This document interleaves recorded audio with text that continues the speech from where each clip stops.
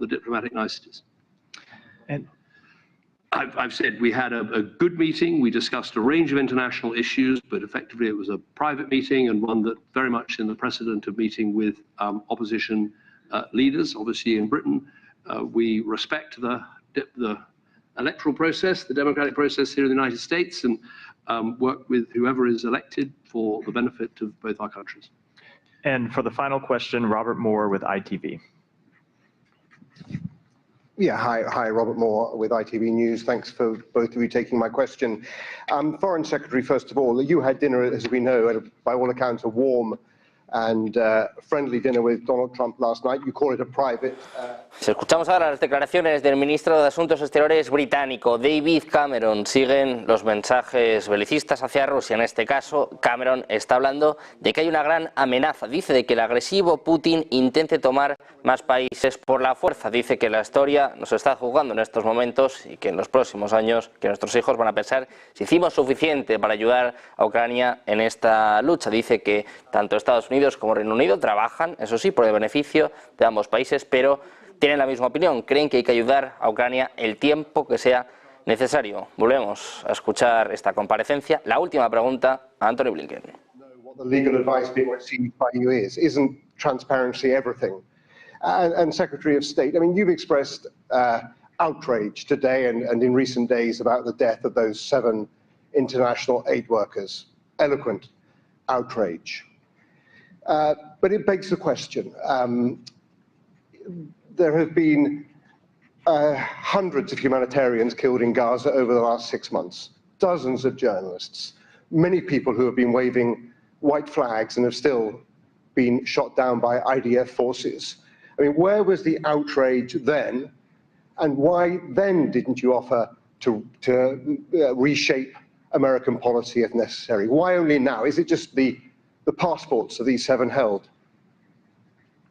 Okay, first of all, on my dinner, I'm not going to relent from the fact that it was a private dinner, but we discussed geopolitical issues like Israel and Gaza, like Ukraine, like the future of NATO.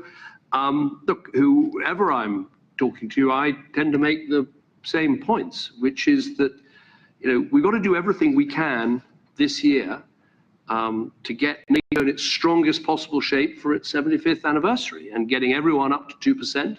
Having the new members joining, Sweden and Finland, having the strongest possible alliance, that's the best thing we can do. On Ukraine, the best thing we can do this year is to help keep the Ukrainians in this fight. They're fighting so bravely, they're not going to lose for want of morale. The danger is we don't give them the support that they need, and I make that argument to anyone who will listen to me. I argue that it is extremely good value for money for the United States and for others, perhaps for about 5 or 10% of your defense budget. Almost half of Russia's pre-war military equipment has been destroyed without the loss of a single American life. This is an investment in United States security. So that's what I would say. On the issue of legal advice, I think it is an important principle that legal advice is not published, that ministers consider it and act in a way that is consistent with it. We answer questions about it, as I am now, as I will be in the House of Lords, I'm sure, next week. And I've got a question time on Tuesday, but probably a statement as well. And it's right that we answer those questions. We have published summaries of legal advice, but that has been when we've been sending British troops into action, as we did in Libya, or as we did recently when we sent British Air Force personnel into combat with the Houthis. I think that's a different situation, a summary of legal advice published in those circumstances. I don't think it's right in these circumstances, and I say we act consistent with it. We're happy to answer questions about it. We're very clear about the deep concern we have about the humanitarian aid situation, but the overall judgment is those export licenses will remain open and continue. Rob, to your question, the thousands of children, of women, of men